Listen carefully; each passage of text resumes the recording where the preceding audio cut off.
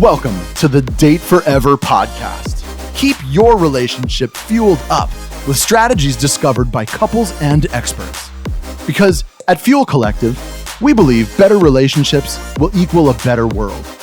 You are about to discover specific insights and tools that cost little or nothing to implement to help you date forever. And now, here are your hosts, a couple who always have a half-packed suitcase and a date night in the calendar, Sammy and Nathan Yeager. In today's episode, we are talking to Nardia Joy all about self-love. The key points we're going to explore are the 3 lives you live, how dating and loving yourself helps you date your partner, why we need to replace happily ever after, and why self-awareness is the birthplace of all transformation. Now let's get into it.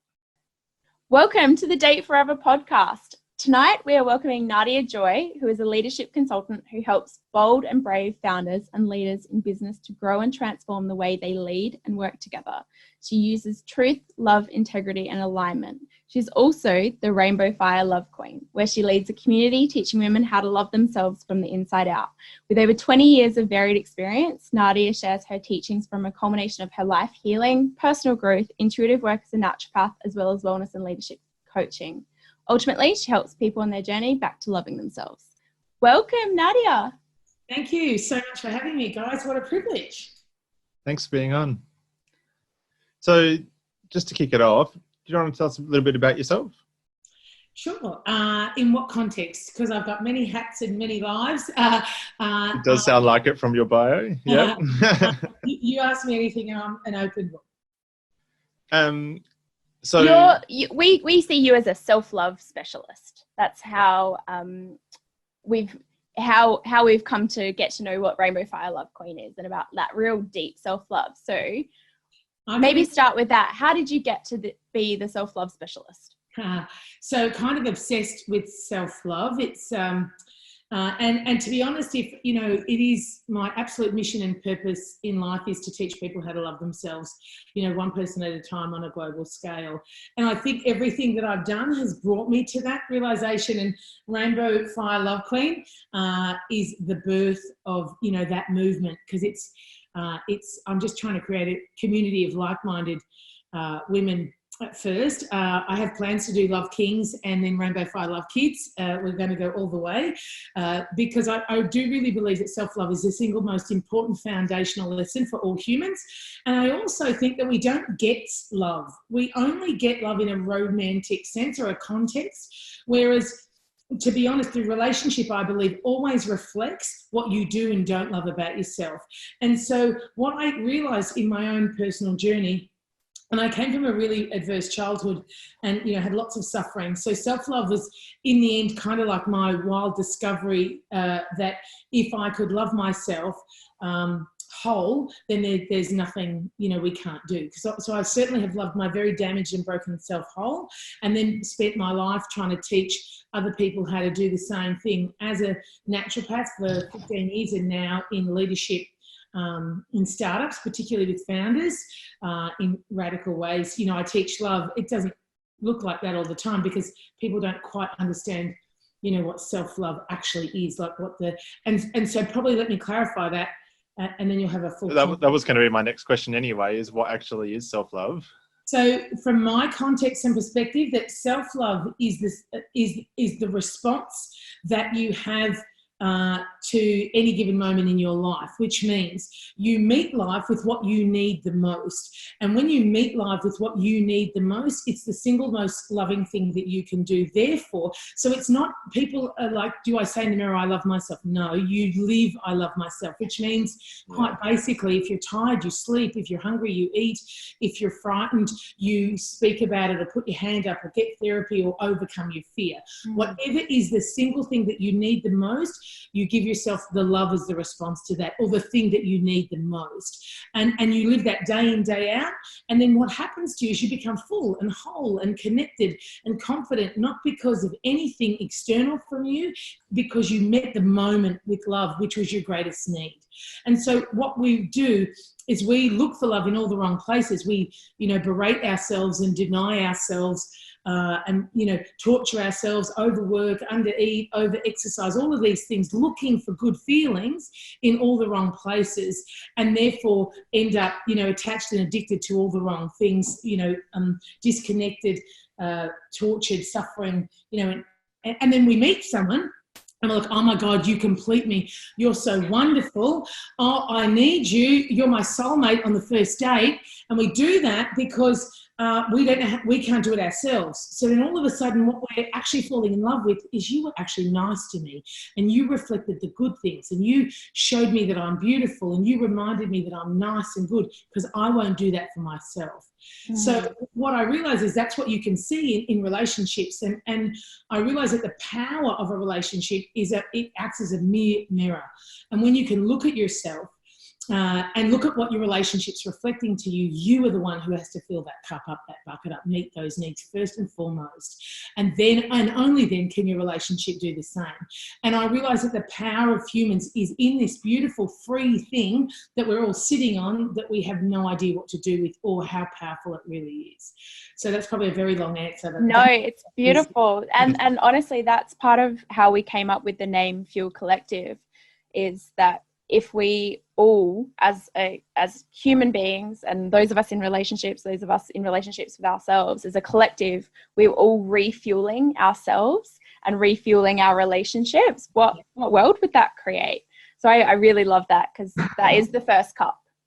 And to be honest, you're so right that transformation starts with you and ends with you, and then you come into that relationship whole, or at least you attempt to let a relationship reflect to you where you're needy, insecure, frightened, not whole, and then go do your work. Whereas what people do is go, you fill me up, keep me whole and complete, and then I can only, and then you do, and I'll do that for you, but we won't do it for ourselves. And then relationships start to leak and crack when we are topping up each other, rather than we fill ourselves up and we meet full and we meet whole, and then we start hanging out, right? Mm-hmm. Yeah. So I think you're right. The power in transformation is in the individual, and I believe it's in, self-love. And I've got two boys, and we do love lessons. Like, I teach them, so it's a consequenceable offence in my house to put yourself down, to no, never. So yeah. They could probably swear and get less punishment than they would for putting themselves down, because I'm giving them negative feedback and all the things that deplete us from, love. Yeah. Yeah. So what then are the signs, like if you're doing a self-assessment, what are the signs that you're not loving yourself, and that you could do some with, like, or have some help in that area? Yeah, so some great ones are, if you put yourself down, you don't love yourself. You can't be in the state of, you can't be in abuse and hate. And I always say this to people, and I reflected it the other day to a client of mine, and I said, would you say this? Would you speak about your body? Would you speak to your child about her body the way you speak to yourself about your body? And this one was like, yeah. I said, would you tell your child what would you think when you eat a chocolate bar? And she goes, I just started to reflect, because every time she was eating something, she's like, you're bad, you're going to get fat, this is gross, you're worthless, all the language. So you can't do that and be in love. And I'm really brutal on self-deprecation. If you live in Western society, then it's a first world hang up to put yourself down. Like, that means you're too comfortable. Sorry. If you're going to spend your time going, I'm fat, I'm ugly, my toes are awful, picking your bodies and yourself apart, you need to go into the third world country for such privileged problems to have. It really is a first world problem to have, and I'm like, I have zero tolerance on it, because it's a choice. And if you get food, shelter, water, TV, Netflix, and all of these things, then surely we have a duty of care and a responsibility to at least go, thank you, body, for being alive. Thank you, home, and thank you, water, and all the things that are really important. So I kind of want to really shake people up and get out of this culture of just deprecation. It just irks me, and I'm not, like, I understand why people did it, and I was a champion at it. I had a PhD in self-abuse. So that's the first thing you can do. The other thing, the real red flag is when your partner isn't in alignment, you fall apart. that's a real tell that you need them to be a certain way for you to be happy. So that's a big red flag. I said, oh my God, you're not happy, perfect, praising me. Can't cope. I'm not sure what to do. And I'm either going to project out onto you or go into fear and feel unlovable and unworthy of love. So self-doubt is another one where you start second guessing. People pleasing is another sign that you are not filled with love. And that's why when I described it before, saying it's meeting the moment with the thing you need the most, that's between you and you. No one else can do that for you, meet that, not even your loving partner. You have to meet your needs and then you can be seen, right? And what are some of the things, because I mean, like that self-doubt and those putting yourself down, those are often like internal conversations. They're not things that you're saying out loud. What are some things that you might observe in your partner that's indicating that they're not loving themselves? So what every relationship needs to know, I believe self-awareness is the key to all transformation. So I believe self-love is the key to humanity, but self-awareness is the key to, and the starting point or the birthplace of all transformation. So what that means is you need to know so not only do you need to know your signs, symptoms, flags, and you need to own them and expose them. And I believe couples need to start getting really real with each other straight away, because to survive the first 3 months, after you get through the first 3 months, you're going to hit each other's ego at one point and you're going to see it. So you're perfect until you strike ego. And then when you strike ego, you're like, oh, you were perfect, but oh, you. That was yucky. Yeah. Oh, you're so insecure and jealous. Or, oh, you're a bit controlling. I thought you were perfect. So that's the part where we need to start getting real. And that also lets us know if we can see each other's egos, can we sustain, do we have strategy, skills, tools to get past the first, ego, mining for ego? Because it's really important that you then create some shared language, which, hey, I notice when you get, when you're off or you're out of alignment, you start getting judgmental or nasty or really jealous and insecure. You need to start have the language and the relationship where you can reflect the truth onto each other, and the other person can say, yeah, all right. Like if it's a man, he might say, yeah, all right, can you leave it with me? I need to think about it, and go in, observe it, take some time, spin it, and come back out. Whereas a woman, if you're going to project this onto a woman, say, hey, you've gone a bit crazy. You're being really insecure and needy, and it's pushing you away, because that's what neediness does to a man. It's the most unattractive thing, as control is for a woman. And she might want to talk through it and cry, like she'll be like busted. So she often, the clients that I've worked with feel often busted and will want to cry and talk through it. So you've got to have a relationship where one, yourself, what you do when you go into those states. And then you've got to have some dialogue as a couple so you can challenge each other on that really gently and at the right time.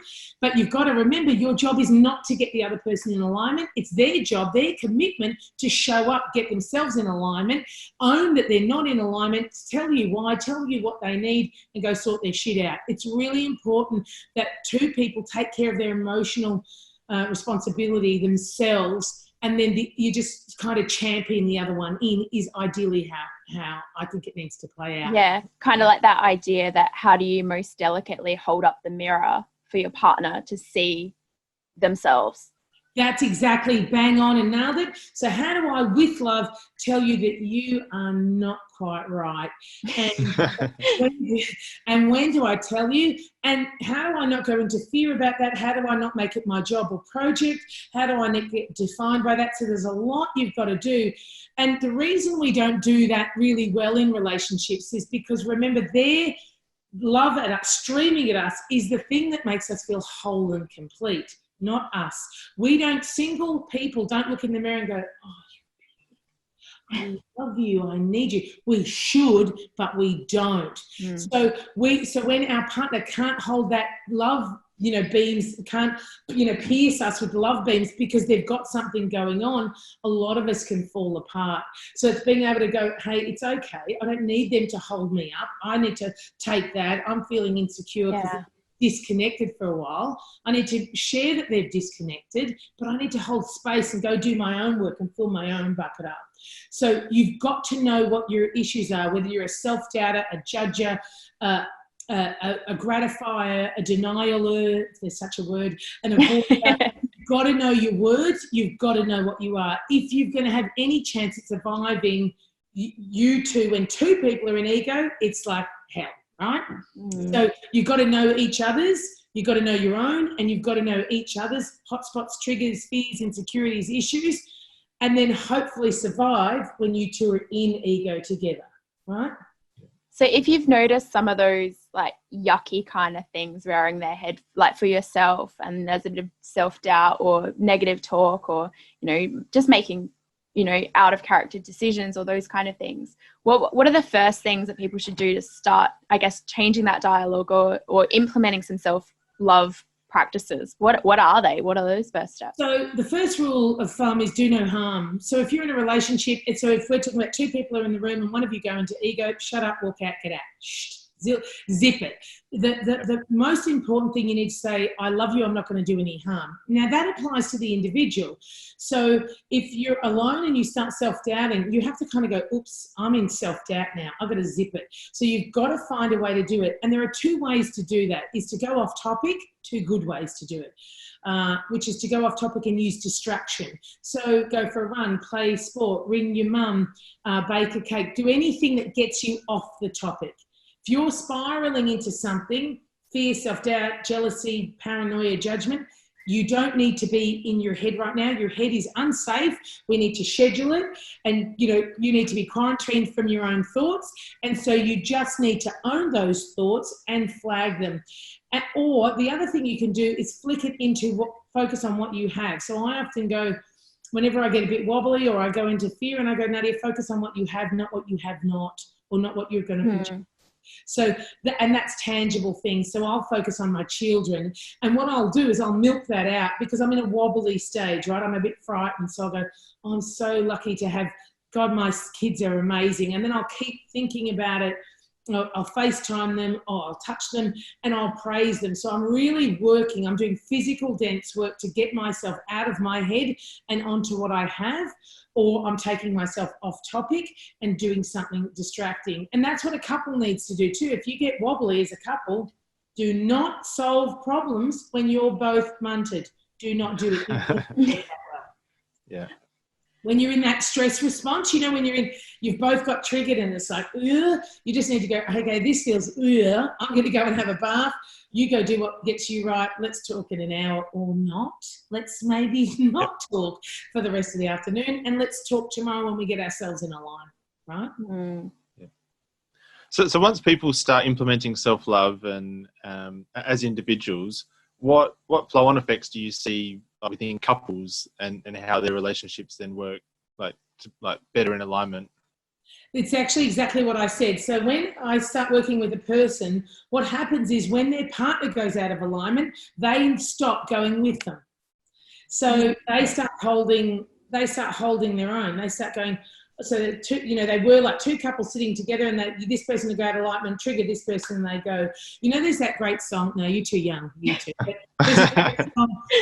I don't even know the name of the song, so it's going to be an agony thing to say, but it's like, when I go off the edge, you come flying off with me. It's a great song. I will promise you I'll see that. But it always reminds me of exactly what every couple I've worked with does. So when I start working with someone and they start becoming self-aware and taking full ownership and responsibility for their limitations, fears, insecurities, weaknesses, we've named them all and identified them, and then we've got strategies to work on all of them. This beautiful thing happens where they stop becoming at the mercy of the world around them and everybody else around them.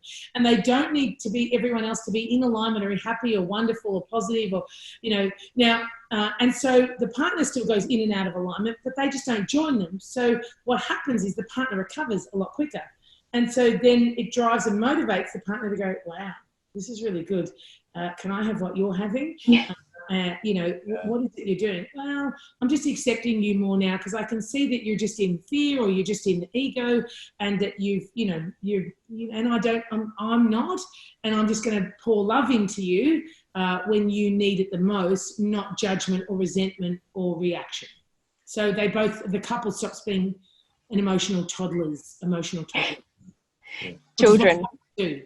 Which is what happens. isn't it? We all go straight back there, and you're a small person who trying to navigate the world and what you're experiencing. And I've done that too. Like, I'm not judging anyone for doing this. I am a messy human being who is self-taught, self-made, self-loved. So just want you to know that self-love for me doesn't make me this flawless, somber, perfect human. It just makes me a very hyper self-aware. And by the way, the other tell is if I'm reacting, usually means I've emptied my bucket. So the reason I'm reacting in the first place is because I wasn't doing the foundational piece for myself, therefore my relationship, therefore my children. And all I need is one of these people to be out of alignment, trigger me, and I'm right down, in the dirt. So that just tells me that's a sign that you weren't meeting your needs, filling your cup up and doing what matters to you the most. Yeah, that's a really interesting thing to touch on, because it's really common, right? At the beginning of a relationship, you want to spend all this time with this person and you want to spend every minute that you've got like connecting with them. And then, that continues and continues and continues, and you start saying no to things that are in service of your career or in service of your own network or in service of your own hobbies and interests. Like, something had to give, so those things sort of start dripping away. And then you get to this point where you're like, oh crap, I haven't been filling up my self cup at all. How do I start to claim some of that back? And Sammy, that pattern that you just explained is usually, I see that manifested a lot where a woman particularly loses herself to a relationship, and I've often seen the partner cheat because she's dead. So the woman that he fell in love with is now unrecognizable because she gave herself up for this great love, and he doesn't find her attractive anymore, or as attractive. I mean, it's lots of complications, but that's a really common pattern. The single piece, one of the most important pieces of advice I give to young couples is to not become codependent, self-absorbed one. You are two people, not one person. And you see some couples, they start to look like brother and sister. Like, it's like as we see here in same shirts. Yeah. But they don't know where they start and where they end, and they have everything's together. Like, you need a life, you need mates, you need time away, you need a holiday away from each other, you need to go out, get stimulus and bring it back in. You don't need to be one that does everything together all the time. Do lots together, live together, do lots together, travel together, have dinner together every night. But just remember, it's okay. Now, what you find is when those couples can't do that, they often break up really quickly. Like that, what would have lasted 2 or 3 years maybe now is 6, 9, 12 months, because it's unsustainable and it's not healthy. And that oversaturation of I'm not doing anything but being with you because you're the only thing in my life that makes me feel good, worthy, nice, wonderful, is not functional, healthy, and it's not good. The best thing you can do for a relationship long term is get a life, have a purpose, get some friends. Really, it is. And having quality. Having individual values and individual hobbies and things, so that you've got something to bring to that relationship. Yeah, and I've helped some people map out some things like, so, I did 3 circles where like, here's you as a couple, here's you as a man, or 2 same-sex couples, whatever, but here's you as a woman. Who are you? What do you love? What do you do? What's important to you? What do you love? What do you do? What's important to you? Good, stay doing that. That will determine the longevity of your relationship a lot. Now, here's how we do us. So there's us, but there's also you, and there's also you. And it's really important that you and you stay very much, stay all those, boxes get ticked, so to speak, because that's what's going to be the anchor for your relationship. That connection to your sense of self, self-love, self-investment, self-worth needs to be filled out alone, right? Yeah, and that's a unique thing to experience and navigate, right? Where you go from having one life, which is yours, and then all of a sudden there's your life, their life, and the collective life that you're building together. Yeah. So it's unusual. And that's why, Sammy, often when we start a family, if we become merged as one, and then we bring children into it, it can tip. That's why a lot of people break up, with kids, because kids can be tipping points for relationships. because there's just too much. I'm not solid enough in my eye. I got lost in our us, and therefore now as a family, I don't know how to manage that. So it's really so critical and important. If you have found the one and you want to, do happily ever after, let's get rid of happily ever after. It doesn't exist. It's called intelligently ever after, consciously ever after. I love that.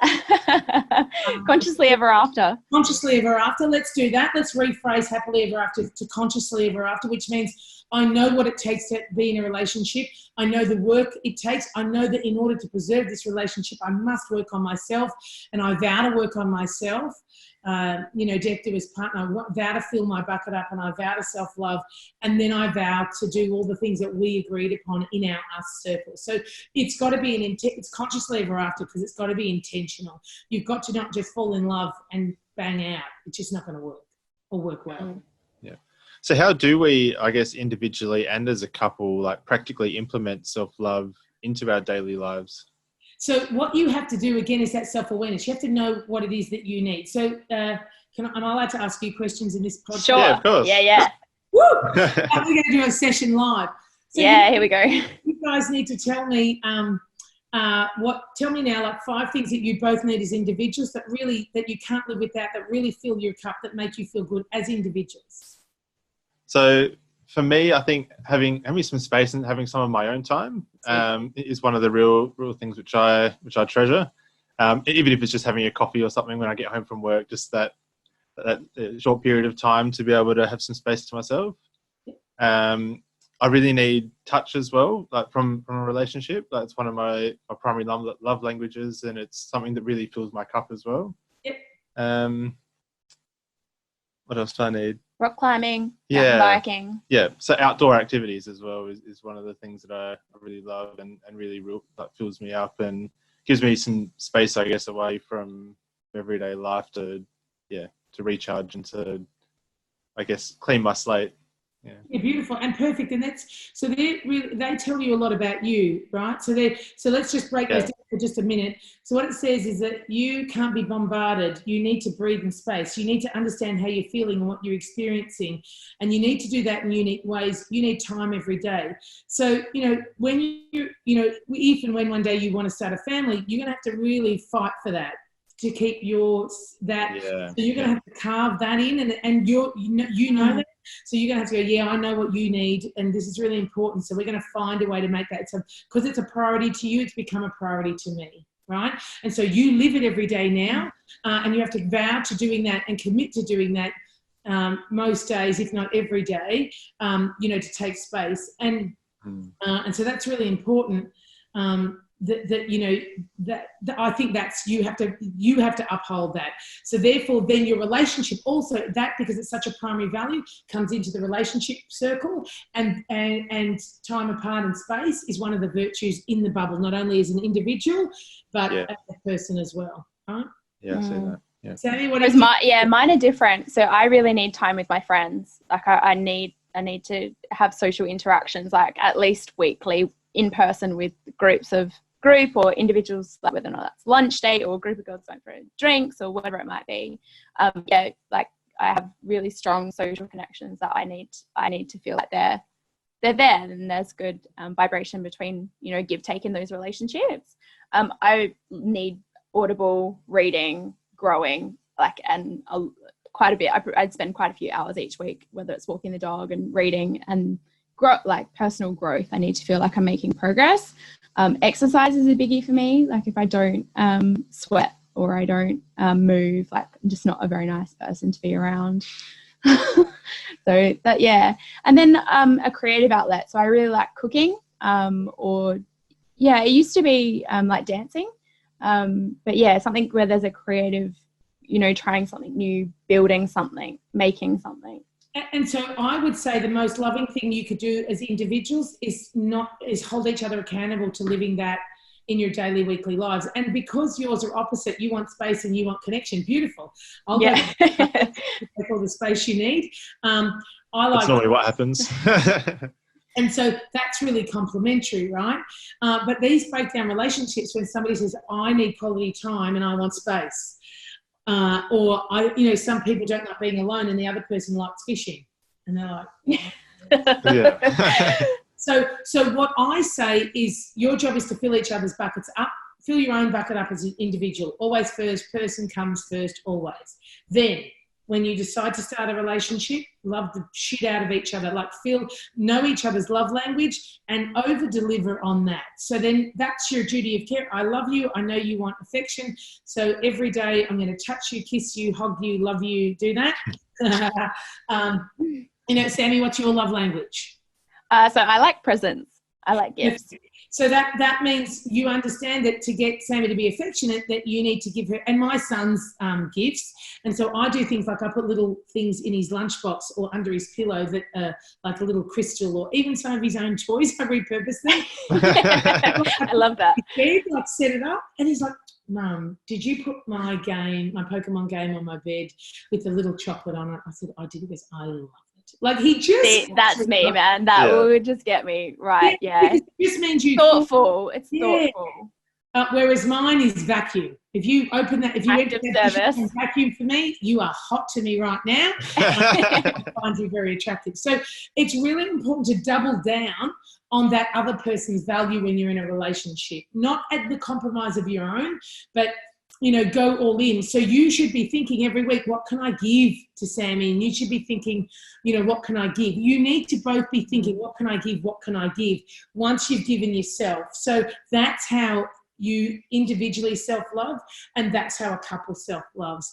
And to be honest, even though there's, we've primarily got one love language, I do think if we kind of went hard on all five, you kind of got a foolproof there, because you do. Fill up all the cups. Yeah, and I've only ever met one person who was pissed off that her husband bought her a gift, and I then did this. I know, what a bastard! What an asshole! And she's like, oh, this is good. Yeah, never. First world problem again. Yes, it wasn't probably what you wanted or how, but geez, it was thoughtful. He went to a lot of effort, and it was a big, beautiful present. So maybe pick another problem or fight to have with your husband. This is probably not that one. So I do think you can't kind of go wrong, making sure that giving affection. And listen, I've done a lot of sessions this week on how to help marriages stay married in isolation, because, we know those divorce rates are really high and people have never had to live with each other again. And so, or work together at home and be isolated at home. So, it's about really knowing, I've got some clients who are in full ISO, and I said, you need to have date nights. And they're like, in isolation. I'm like, absolutely. Yeah. So, we're also renovating, and I'm like, well, tough. Find a room, put a candle on, have a wine, go on a date. Relationships need work and investment, and just like you do, but they have to come second. You have to come first, then it comes second.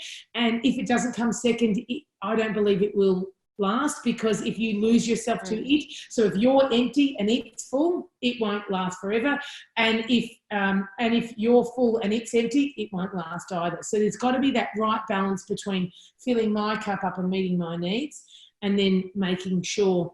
Now, when we're also in hard times of stress or duress like we are now, with the coronavirus, the pandemic, and, the economic, crisis that we're in, we have to give our relationship way more than we've ever had to give it, as we have to give ourselves.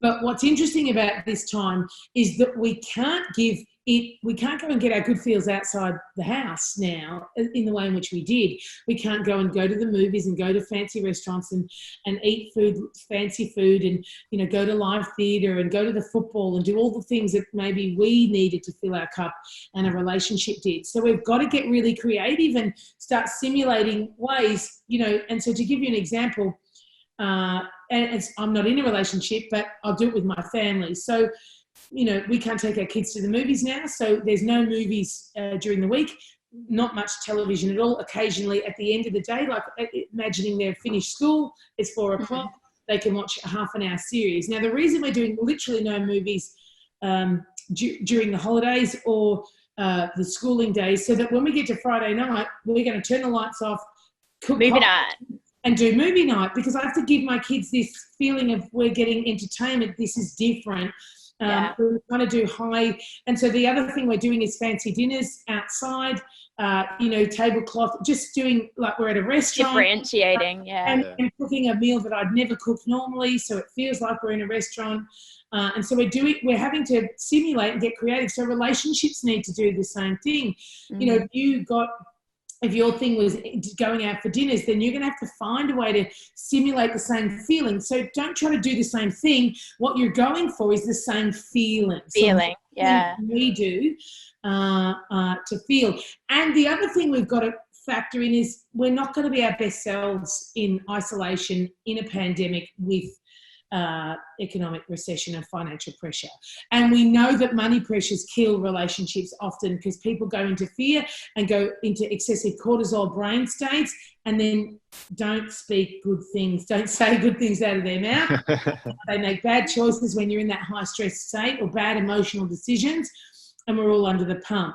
So I feel like the family or the couple has to have the mantra of, God, we're under the pump now. We have to know that we just got to go easy and be our best selves and, do the best we can now. And so what I would do if I was a couple is start setting up some things about, all right, what are we going to do if we get, affected health-wise or our families do? How will we emotionally handle that? So again, like to keep a relationship alive, you need to put time and effort into it. To survive isolation, a pandemic and a recession, you need to double down on skills. We actually need to do a whole another podcast. Right?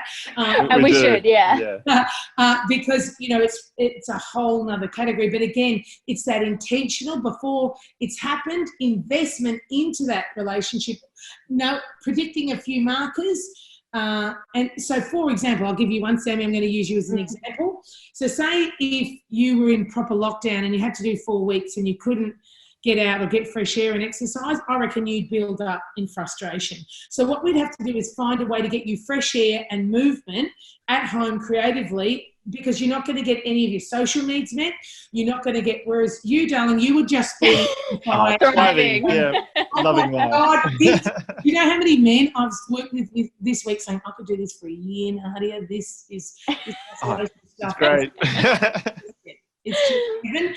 Whereas a lot of other people's like, oh, I'm not going to be able to do this. Like all the memes of mums going, matching clothes. We've got these different needs. So you need to know your personality and know your weaknesses. And you as a couple have a duty of care, I believe, to map out, what you need to do when your hotspot gets triggered. Yeah. Absolutely. Does that make sense? Great advice. Yeah. I really love that. Like in this weird time, like how can you go for that same feeling, not the same thing? Like I love that. And go double down on it. So if you need to, so whatever it is, whether it needs to be intimacy, whether you need to put more effort into, sex and intimacy, then do that. Or if you need to do more romance, where you need to do wines and candles, do that. Like whatever, you've got to get creative, or whether it needs to be fun and board games sunbake together. I don't know, have nude showers together for some reason, because that's fun and feels a bit cheeky and something that's not stuck at home in tracksuit pants for 4 months, right? Yeah. So, that's that thing of how do we spice this up, stay connected, spice this up. And remember that adventure, and because we can't go out for that external stimulation and bring it back into our relationship, we're going to have to get a bit frisky and fun and joyous. We're going to have to simulate joy, because as important as it is to prepare for emotional resilience and grit and all the things we're going to need, we need to experience joy. So we need to simulate, we need to have the emotional literacy and the tools to help us get through self-awareness and all the tools, but we need joy, that freedom. We're not trying to be human. We're not perfecting humanism. We're just loving each other in full-time, real-time live, as much as we can. That's so important. This has been so great, Nardia. Thank you so much. If people have been loving what you've been sharing, how's best for them to connect with you? So you can find me at Rainbow Fire Love Queen. There's a whole story behind that, which I'm not going to give you now, but it's a great name. I was named by one of my clients, brilliant, good friend of mine. And so you can go on there and sign up for love notes, check out what I'm doing, and sign up to Instagram for the same name. You'll find me. Awesome. So before we close out, what is the one daily practice you'd recommend we all take away from this? If I can, daily or weekly? No, daily, weekly, schmeekly. If there's one thing I could get everybody to do, or I could impart, I would say stop putting yourself down. Stop working against yourself. So self-love is literally the art of acceptance, is being okay exactly where you are, and meeting the moment with whatever you need. So if I'm self-doubt, I don't go, oh, you're awful, you're stupid. I go, oh, I'm in self-doubt, I need reassurance. And then I go and get myself some reassurance either from myself, as in I start writing down reassuring things, or I go and get help, or I ring a friend and I say, hey, I'm needing some reassurance. I've gone into self-doubt. I don't think they're thinking I'm bad at all. So if there's one thing that you can do that I reckon would move your life dial, it is to be okay being human and accept that by just meeting the moment where you're at, and not ever, ever, ever making a commitment to never, ever, ever, if I could say it one more time, put yourself down, putting yourself, and if partners could make it a no, never on allowing the other one to put the other one down, or themselves down. Geez, that would change relationships. So that means no fighting would be ugly or cruel, or you don't put down, you just mirror that truth. I would say that's the single most important, powerful thing that we could all start with. So as you probably know, we've got a couple of really special values at Fuel Collective. So to date forever is obviously one of them. Another is to love life, and the third is to be the change. And what be the change means for us is about being the change for yourself in your life and taking accountability for what you can change, but also being the change in the world, be the change that you want to see. So as a thank you for coming on the podcast today, we want to give 10 days of tuition classes to disadvantaged girls in Cambodia. That schooling system provides curriculum, allows them to get access to a teacher directly. And with that support for that classes, we get to help girls stay in school and progress to the next year of their schooling, which then has an incredible flow-on effect for the world. So we want to say thank you so much for making that possible. Beautiful thing to do, you two. And what a great idea. And Date Forever is what actually couples need to do so they do actually stay together forever. Date forever is the key. So good on you. And ourselves too. Date yourself, exactly. Date your partner forever. Yeah, it's beautiful, and falling deeply in love with yourself and each other on an ongoing basis, year in, year out. What else do you want to do with life, right? Yeah, it's beautiful. It's amazing. Well, thank you so much for joining us, and we might have to get you back for round 2. I want round 2. I reckon we should have done 19 of these. We'll deep dive. We didn't even tick the iceberg, so we're ready. It's a date. You can date me and my mind and my heart for as long as you like. Thank you so much. Thank you so much, appreciate Nardia. you. Beautiful. Thank you. Talk to you next time. Thanks heaps for joining us. If you love what we're doing here and want more, subscribe to the Date Forever podcast to make sure you never miss an ep. Come and hang out with us and other awesome couples who are fueling up their relationships in the Thriving Couples Collective Facebook group, or check us out at fuelcollective.com.au. Until next time, keep on dating, because better relationships equal a better world.